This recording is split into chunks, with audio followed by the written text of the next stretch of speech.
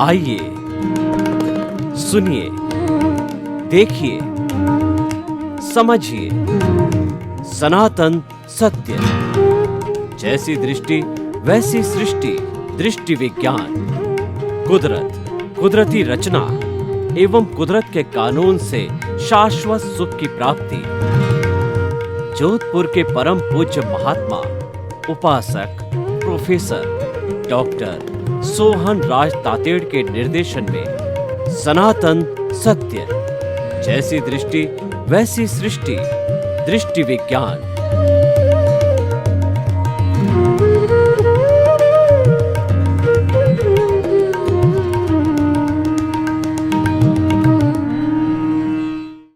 भाई और बहनों, मातृशक्ति को नमन।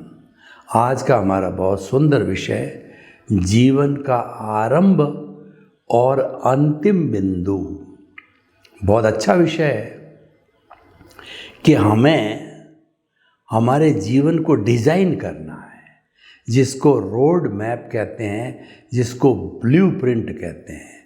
हमारे जो शास्त्र है, धार्मिक शास्त्र, वो बताते हैं कि 4 चीज़ें इस दुनिया में बहुत मुश्किल है।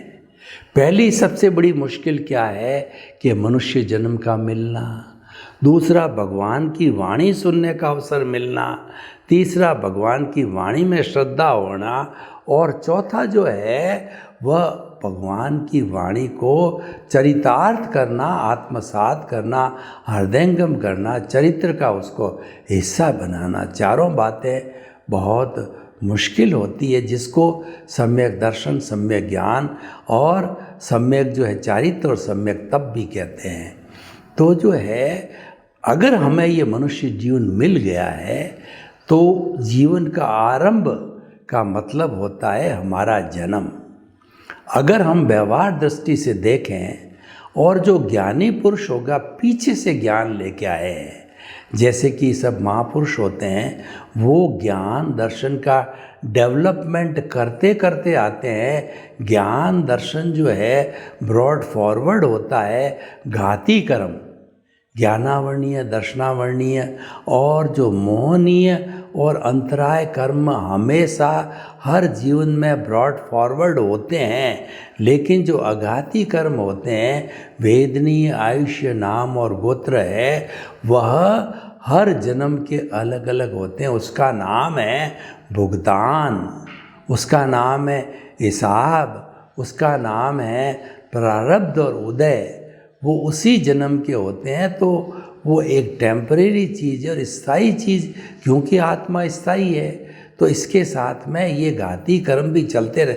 घाती कर्म स्थायी नहीं है, क्योंकि घाती कर्म तो पौद्गलिक है, घाती कर्म तो जड़ है, घाती कर्म तो अशुद्धि है जो आत्मा के साथ लग गए। लेकिन क्योंकि आत्मा अजर, अमर, अविनाशी है, लंबे समय तक रहती है। शरीर तो जो है कहिए 100, 125, 150 वर्ष तक रह जावे ज़्यादा से ज़्यादा, फिर नया मिल जाता है। तो वो ये घाती कर्म कैरी फॉरवर्ड होते हैं। तो ऐसा कहा जाता है कि व्यक्ति का डेवलपमेंट, किसका डेवलपमेंट? ज्ञान और दर्शन का डेवलपमेंट है, कैरी फॉरवर्ड होता है। उस ज्ञान के डेवलपमेंट को रोकने वाला है ज्ञानावर्णीय कर्म, और जो है वो दर्शन को रोकने वाला है वो दर्शनावर्णीय कर्म। सबसे बड़ा ज्ञान क्या है? मैं कौन हूँ। जब इसका पता मिल जाता है, इसका जानकारी हो जाती है कि मैं मन वचन काया से मुक्त ऐसा शुद्ध आत्मा हूँ, ऐसा ज्ञान का हमको अनुभव हो जाता है। मुंह से बोलने से कुछ नहीं होता, अनुभूति में आना चाहिए। इसका अर्थ ये हुआ कि हमारा ज्ञान अब डेवलपमेंट कर रहा है, वो डेवलपमेंट कैरी फॉरवर्ड होता है, और जो कुछ भी रुका हुआ है वो ज्ञानावर्णीय कर्म में मैं कौन हूँ इसकी जानकारी नहीं होने देता। ज्ञानावर्णीय कर्म में, ज्ञानावर्णीय कर्म को आँख पर बांधी हुई पट्टी के समान माना गया। पट्टी बंधी होती तो कोई दिखाई नहीं देता है। तो ज्ञानावर्णीय कर्म जो है, आज सूर्य तेज चमक रहा है लेकिन भीषण बादल आ जाते हैं तो को लगता है कि रात्रि हो गई, वास्तव में रात्रि नहीं होती है, दिन होता है, लेकिन बादलों ने ढक दिया।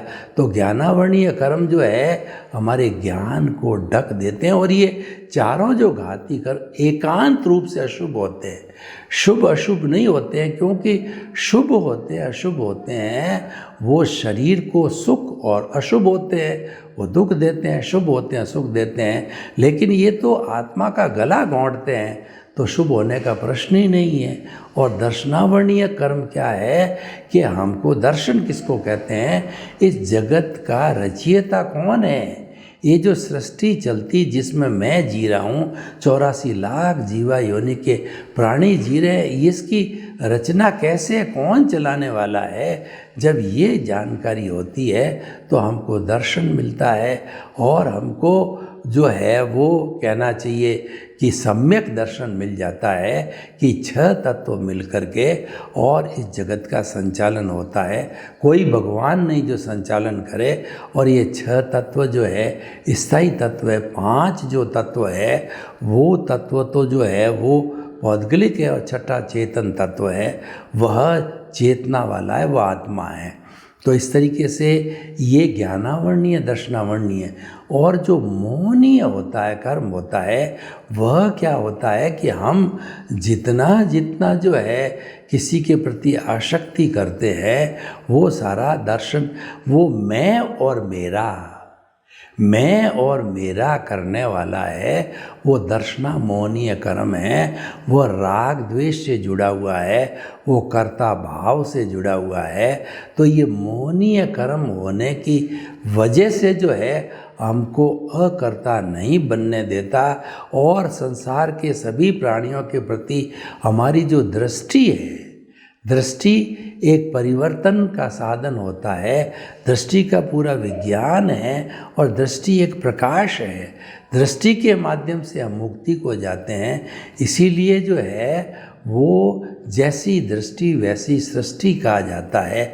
अगर हमारी दृष्टि सम्यक हो जाती है, दृष्टि अगर हमारी बदल जाती है, रॉन्ग बिलीफ समाप्त करके राइट बिलीफ हो जाता है, हमको राइट विज़न मिल जाता है, हमारी जो डायरेक्शन जो नीचे जा रही थी ऊपर हो जाती है, यानी हम जो है अधोमुखी की जगह ऊर्ध्वमुखी हो जाते हैं, हम अंतर्यात्रा कर लेते हैं, या हमारा कुंडलिनी जागरण कर देते हैं, हमारा जो कहना चाहिए दृष्टि जो आत्मा की ओर हो जाती है, तो फिर है ये हमारा मोहनीय कर्म नाश हो जाते हैं। यानी अकर्ता बनते ही हमारा मोहनीय कर्म धीरे धीरे वो नाश होने लग जाता है, घटने लग जाता है।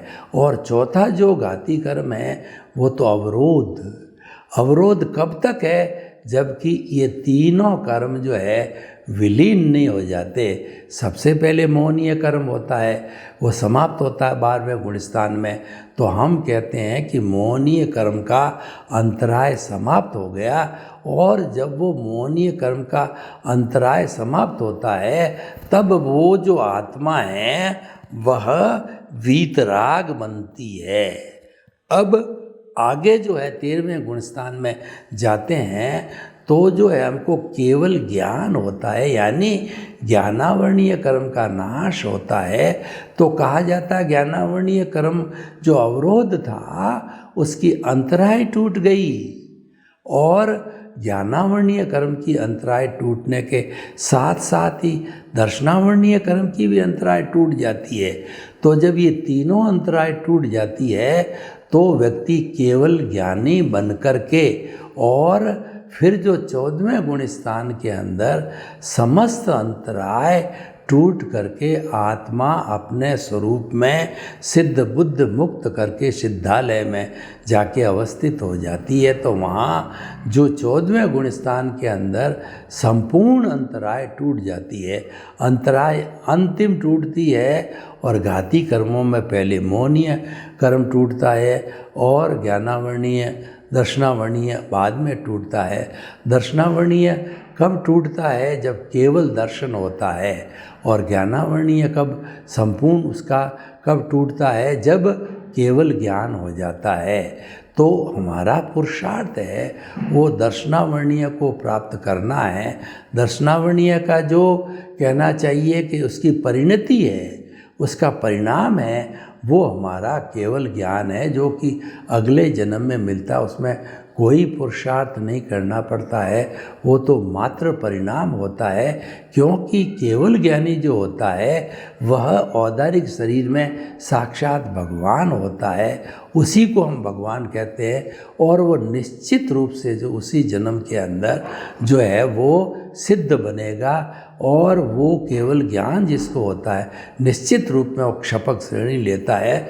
वो 11वें गुणस्थान को जो है उपशम मोह वाले गुणस्थान को टच नहीं करता है। तो इस तरीके से जो है आज का जो हमारा विषय है कि ये प्रारंभ का बिंदु और अंतिम बिंदु, तो ये तो प्रारंभ और अंतिम है, ये तो हमारे आयुष्य कर्म से जुड़ा हुआ है। लेकिन आयुष्य तो हम फिक्स है लेके आते हैं, और एक क्षण भी अगर मान लो प्रगाढ़ रूप से आयुष्य बंधा हुआ है तो एक क्षण भी आयुष्य को आगे पीछे नहीं कर सकते, भगवान भी नहीं कर सकते हैं। भगवान महावीर स्वामी जब पावापुरी में थे तो वहाँ पर बड़े बड़े राजा जो है वो लोकतंत्र के राजा आए, और भगवान ने पहले ही कह दिया था कि इस समय में जो है मैं निर्वाण को प्राप्त होऊंगा। तो उन राजाओं ने जो है वो भगवान से जो प्रार्थना की कि इस वक्त आपको जो है भस्म ग्रह नक्षत्र लग रहा है, इसको आपको क्षणों के लिए टाल दो तो आप फिर आगे जो है वो हजारों वर्ष तक जिंदे रहोगे और हमको देश ना देते रहोगे। तो भगवान ने कहा कि आयुष्य मेरा प्रगाढ़ बंधा हुआ है, मेरा ढीला आयुष्य नहीं है। तो आयुष्य को एक क्षण भी आगे पीछे करना वो मेरी ताकत भी नहीं है, न भूतो न भविष्यति। यानी प्रगाढ़ जो आयुष्य है तो उसको जो है कोई भी आगे पीछे नहीं कर सकता। ये बात अलग है कि आयुष्य का शिथिल बंध होता है। तो शिथिल बंध कैसे कहलाता है कि मान लीजिए एक ट्रेन के अंदर 50 व्यक्ति डब्बे में बैठे हैं और उस पर सामने बम की स्थिति बन गई है या डीरेलमेंट होकर के और वह डब्बा गिर करके जलने वाला है, तो सबके भाव एक जैसे हो जाते हैं, सबको डर लग जाता है अभी मरे। कुछ ही क्षण मिलते हैं मृत्यु होने में और काफ़ी लोग मर भी जाते हैं। आयुष्य जिनका खड़ा होता है वो दूर जाके गिर जाते हैं, वो मरते नहीं हैं। तो जो मर जाते हैं क्योंकि उन्होंने एक सा दृश्य एक समय में मरे, तो उनका ये शिथिल बंध होता है, वो अकारण मृत्यु कहलाती है। जहर से मर जाता है व्यक्ति, तैरता तैरता डूब के मर जाता है या एक्सीडेंट से मर जाता है, तो वो शिथिल बंध होता है। तो हम शिथिल बंध की बात नहीं करते हैं। और जैसे कि देखिए एक आलू के अंदर जो असंख्य जीव माने गए हैं, यानी जो जमीकंद होते हैं वो उसमें असंख्य जीव होते हैं, जो कि जड़ के अंदर जो है वो कहलाता है जमीकंद।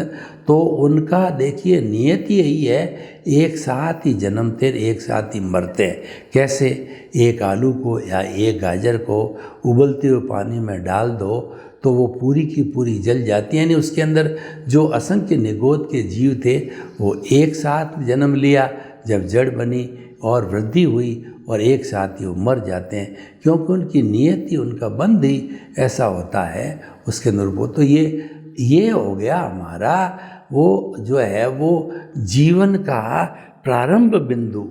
तो हमको जब से समझ आती है तभी से हमें स्वामी विवेकानंद की तरह समझ के बाद में जो है हमको प्रयास करना चाहिए कि सद्गुरु मिले, हमको ज्ञानी पुरुष मिले। क्योंकि ज्ञान है वो ज्ञानी पुरुष ही दे सकता है, जो अज्ञानी है वह ज्ञान नहीं दे सकता है। क्योंकि ज्ञान देने के लिए उनका अतिशय होता है, उनका प्रारब्ध होता है, उनका पुण्योदय होता है, लेने और देने वाले दोनों का पुण्योदय होता है, तब सद्गुरु मिलता है। जैसे कि स्वामी विवेकानंद को जो है वो रामकृष्ण परमहंस मिले थे, प्रथम दृष्टवा जो है वो रामकृष्ण परमहंस ने भांप लिया, मेरा शिष्य है। और बहुत तलाश करते करते जब उन्होंने प्रथम दृष्टवा स्वामी नरेंद्रनाथ ने जो है वो रामकृष्ण परमहंस को देखा तो कहा कि यही मेरे सच्चे गुरु है। तो इस तरीके से जो है ये गुरु की तलाश की जानी चाहिए, क्योंकि ज्ञान गुरु से मिलता, गुरु बिना ज्ञान नहीं। गुरु गोविंद दाऊ खड़े और काके लाखों बाय, बलियारी गुरु आपने गोविंद दियो बताए। गुरु और ईश्वर दोनों खड़े हैं तो प्रश्न उठता है कि मैं पहले किसको प्रणाम करूं? पहले गुरु को प्रणाम किया जाता है, क्योंकि ईश्वर के दर्शन कौन कराता है? ईश्वर के दर्शन कराने वाला यानी ज्ञान देने वाला गुरु ही कहलाता। गुरु का मतलब अंधकार, रूप मतलब दूर करने वाला। गुरु वो ज्ञानी पुरुष होता है जो कि अज्ञान रूपी अंधकार को दूर करता है। एक दीपक है घने अंधेरे के अंदर, उसको रख दीजिए तो शताब्दियों का तिमिर को वो हर करके वो स्व पर प्रकाशक है, स्वयं भी प्रकाशित हो जाता और अंधकार को भी प्रकाशित कर देता। तो गुरु हमारे भीतर ज्ञान की लौ जलाते हैं तो उसके कारण हमारा अज्ञान नाश होता है। और कहने का प्रारंभ और अंतिम बिंदु का मैं जो निष्कर्ष की बात करूं, अज्ञानता का नाश करना है। आप कोई न कोई मेथड से करिए, अज्ञानता का नाश करना है। और वैसे आपका गुरु है, आपकी आत्मा है, वो तो आप जन्म से ही आपके भीतर विराजमान है, वो तो अनादि अनंत काल से विराजमान है। पर उसकी पहचान होना जरूरी है, उसकी श्रद्धा होना जरूरी है। वो श्रद्धा कराने वाला गुरु होता है, वही हमें प्रतीति, जागृति और अनुभव कराता है। किसका? आत्मा का, प्रभु का विराजमान है। अपने अस्तित्व की जानकारी कराना, उसी का नाम तो ज्ञान होता है। और ज्ञान क्या होता है? ज्ञान का अर्थ होता है स्वरूप की जानकारी होना, और स्वरूप की जानकारी न होना यह ज्ञान है। इसीलिए कहा गया है कि सबसे बड़ा अज्ञान ये है कि मैं कौन हूँ। अगर आप कहते हो कि मैं मन वचन काया वाला हूँ तो ये अज्ञान हो गया। मन वचन काया को चलाने वाला मैं हूँ और इसका मालिक मैं हूँ, इसका कर्ता मैं हूँ, तो ये जो है वह दर्शनावरणीय हो गया। तो ये दोनों जो है सबसे बड़े अज्ञान हैं, और इन अज्ञान के रहते हमारा विकास नहीं होता है। तो कुल मिलाकर के हमारे जो जीवन का प्रारंभ और अंतिम बिंदु है, उसके बीच का जो स्पान है वो जीवन है। तो जीवन जब समझ आ जावे, 4 साल का, 5 साल का, पीछे से ज्ञान लेके आते हैं, वो तो माँ के पेट से ज्ञानी होते हैं। भगवान महावीर जो है माँ के पेट के अंदर 3 ज्ञान लेके आए। वो तो तीर्थंकर करते, हर तीर्थंकर जो है वो जन्म के पहले 3 ज्ञान लेके आता है। मति ज्ञान, शुद्ध ज्ञान, अवधि ज्ञान। अवधि ज्ञान से देखा कि मैं हिलता हूँ डुलता हूँ, मेरी माँ को कितनी तकलीफ होगी, लेकिन हिलता डुलता तो माँ ने गाजे बाजे बजाए, उन्होंने उत्सुकता पैदा करी। भगवान ने अवधि ज्ञान से हिलना बंद किया तो वो सारे गाजे बाजे बंद हो गए, और फिर वापस भगवान ने ध्यान लगाए तो उल्टा हो गया।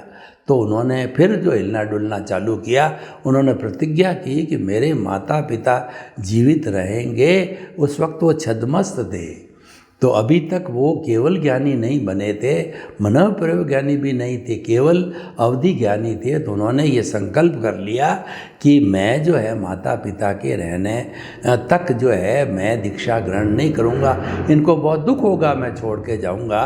तो 28 वर्ष की उम्र में माता पिता चले गए। तो फिर भाई नंदीवर्धन बड़े थे, उन्होंने कहा अभी तो माता पिता का शोक भी समाप्त नहीं हुआ है। उनकी प्रार्थना पर 2 साल रुके और 30 वर्ष की अवस्था में वो साधु बने। तो मन प्रयोग ज्ञान हो गया। यानी भगवान महावीर, मैं क्या कहना चाहता हूँ, वो तो जन्म से ही जो है वो ज्ञान साथ में 3-3 ज्ञान लेके आ। लेकिन हम जो है हमारा रियल पुरुषार्थ क्या है कि सच्चे ज्ञानी पुरुष जब समझ आ जावे, 5 साल 7 साल समझ आ जावे, तो रियल पुरुषार्थ है सच्चे ज्ञानी को ढूंढो।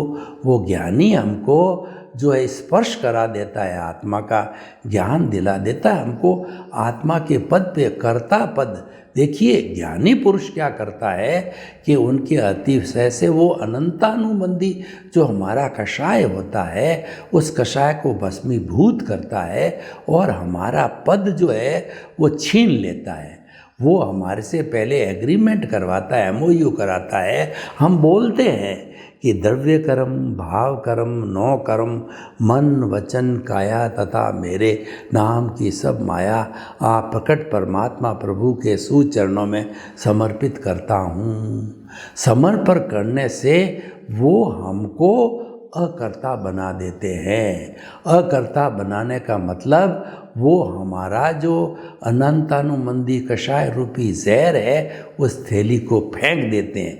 कैसे फेंकते हैं मैं आपको उदाहरण दूं कि कालबेलिए होते हैं जो पूंगी बजाते हैं, ये नाग को पकड़ने में बड़े एक्सपर्ट होते हैं और नाग के अंदर एक कमज़ोरी होती है, जब पूंगी बजती है तो उस म्यूज़िक में वो इतने लीन हो जाते हैं, कोई भी नाग हो, कि बाहर आकर के वो फण फैला करके और नाचने लगते हैं। तो कालबेलिया पूंगी बजाता है और जब नाग आ जाता है बड़ा, उसको पकड़ने की ऐसी स्टाइल होती है कि कंठ से पकड़ता है और वह अपने अनुभव से उसकी जो है कंठ की जहर की थैली को बाहर फेंक देता है, शल्य चिकित्सा कर देता है। अब वो साधारण नाग हो गया, जहर की थैली चली गई।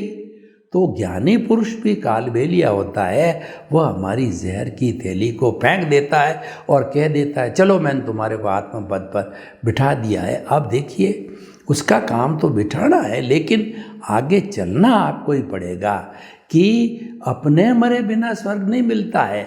अगर आपको स्वर्ग में जाना है तो पहले मरना पड़ेगा, मरोगे जब भी तो स्वर्ग जाएगा।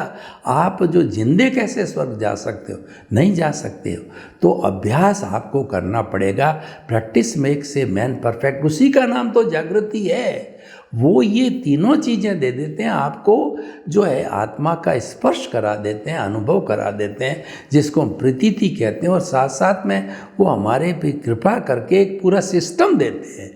वो सिस्टम में जागृति 15% तक अभ्यास करा के दे देते हैं। वो हमको जो है वह 2 घंटे तक ये अभ्यास कराते हैं कि मन वचन का ऐसे मुक्त, ऐसा मैं शुद्ध आत्मा हूँ। वो कहते हैं जब घर भेजते हैं कि तुम ट्रेन में, बस में, किसी में जाओ तो 2 दिन, 4 दिन, 5 दिन, 10 दिन, महीना भर जो कोई भी जीवित प्राणी आवे, पेड़ पौधा, गाय भैंस, ऊँट, तो बोलना नहीं है, मन में कहना है कि आपके भीतर विराजमान शुद्ध आत्मा भगवान को निर्दोष दृष्टि से दर्शन करता हूँ। इसका मतलब ये हुआ कि आप हर प्राणी को अकर्ता, निमित्त, निर्दोष और शुद्ध आत्मा समझो। ऐसा वो ज्ञान हमको देता है।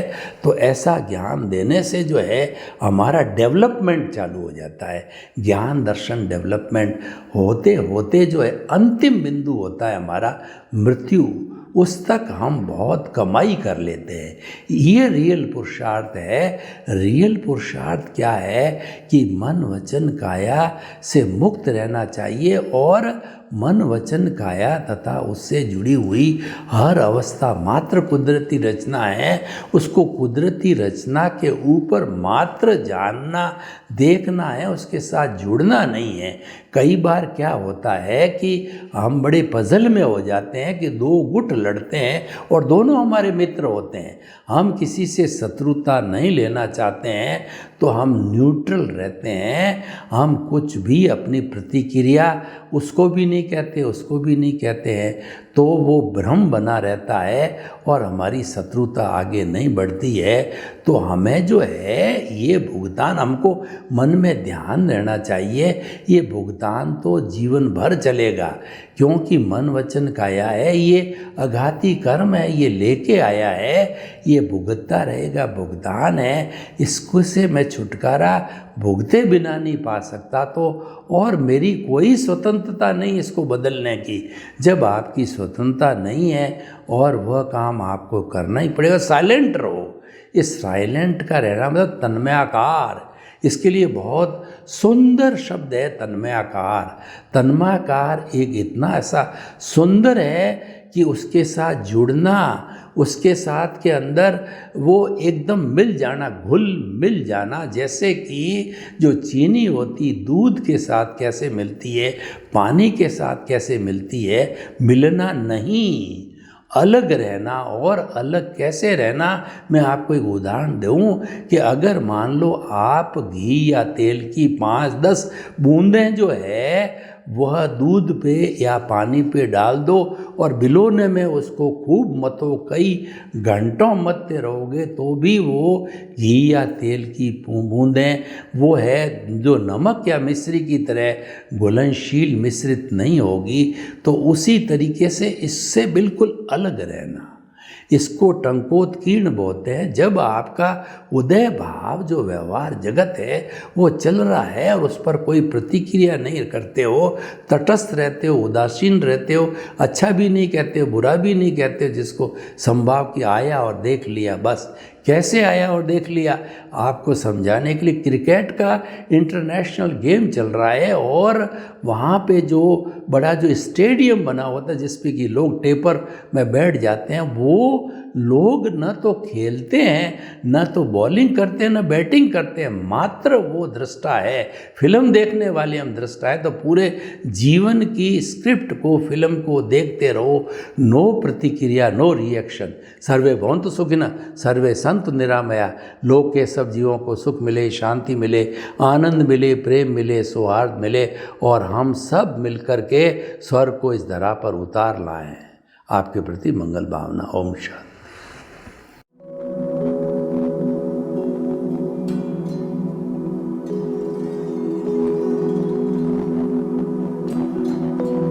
एक ऐसा अंतर्राष्ट्रीय ख्याति प्राप्त मानव जो गुरु प्रेरणा से पिछले 20 वर्षों से वानप्रस्थ जीवन जीते हुए 24 घंटे मानवता की सेवा में संलग्न है।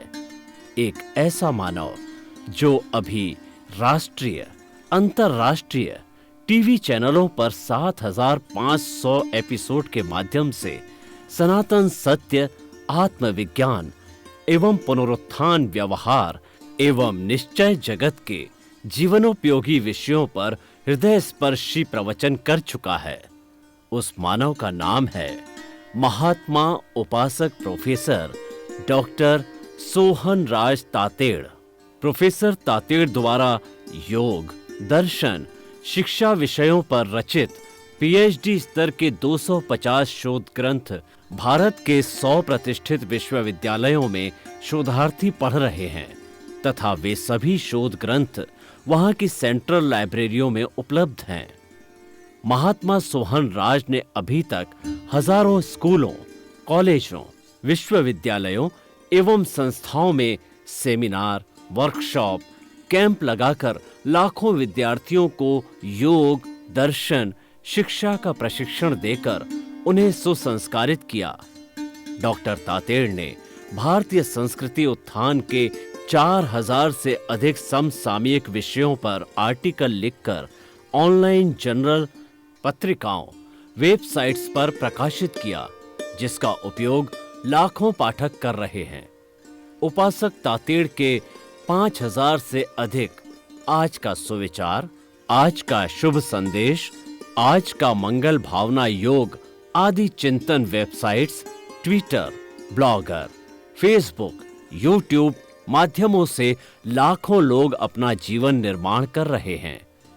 मानवता के मसीहा ऐसे महामानव महात्मा सोहन राज तातेड़ के प्रोफाइल को अभी तक विश्व के 20 लाख दर्शक यूट्यूब पर, 12 लाख गूगल पर एवं लाखों दर्शक फेसबुक, ब्लॉगर, ट्विटर और इंस्टाग्राम पर देख चुके हैं।